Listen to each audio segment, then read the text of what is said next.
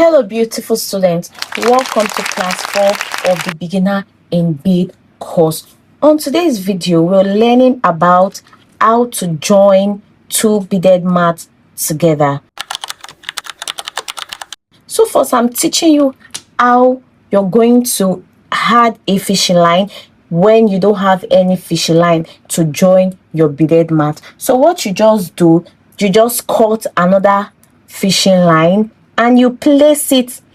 You can place it up or you can place it down. It has to be the first bead, not anyway. It has to be the first bead. So you just take your fishing line, right? You just put it inside the bead, the first bead, and you make sure your fishing line are on the same, are meeting at the same place, just like this. And this is how you had a new fishing line when you don't have a fishing line to join your beaded mat. Now guys, let's learn how to join our beaded mat together. So guys, this my beaded mat. I have my fishing line here already, and the fishing line are both facing up. So now this is the fishing line on my left hand, this is the fishing line on my right hand. Now the fishing line on my right hand, the one facing down, you take one bead, you insert that one bead. Can you see guys? You insert that bead, and this bead, this other mat, you inserting this right bead inside this first bead here. You insert this line inside this bead that is here. Look at it, just like this. This is how you insert it here, so they have the same roll. So we are inserting this right fishing line inside the bead, just like this. So can you see now guys? This is what you will have.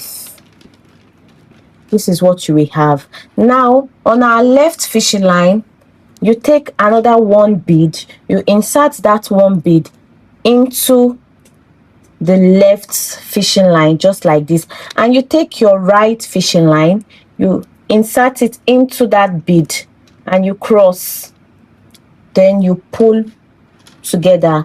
Guys, while beading, you have to be pulling your work so you have a very tighter and firmer work. Okay, so now your left fishing line is going into this bead here. Your left fishing line is going into this bead,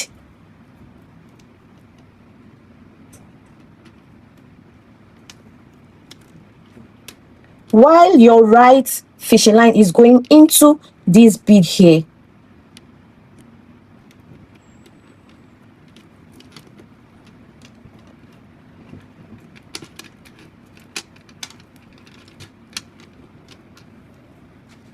So you take another one bead, you put it inside the left fishing line, and you insert your right fishing line into the bead and you pull. So guys, can you see? So your left fishing line is going down here, your right fishing line is going here. So guys, I made all this off camera. Now we are on our last ring of 4. The same method, your left fishing line is going into this bead, while your right fishing line is going into this bead here. Guys, don't forget, when you're beading, you have to be pulling your work to have a very tight, or you have to pull it tight. Can you see? Now we insert the last bead. So guys, I am going to be using the loop method for this last part, so that I won't be having a very loosey work. So now don't forget your loop method. Your last bead, while your fishing line, you're inserting it back into that bead to create a very small loop. After that, this your right fishing line here, you're inserting it into that loop. like this. You insert it into that loop. So guys, can you see? Then the loop, you're going to be putting it inside this bead that is here. So you just pull it, the bead is inside. So can you see, guys? You have to pull it very well so that your loop is not coming outside at all. So guys, can you see? My work is tight, my work is firm and sturdy. It isn't just like anyhow beaded mat. So guys, when you're beading, don't forget you have to pull tight and well. So that's all for our today's class. See you on our class 5 of the Beginner in Beaded Bag course. Thank you for watching. Don't forget to like, don't forget to share to your friends or anyone who is willing to learn any beading work.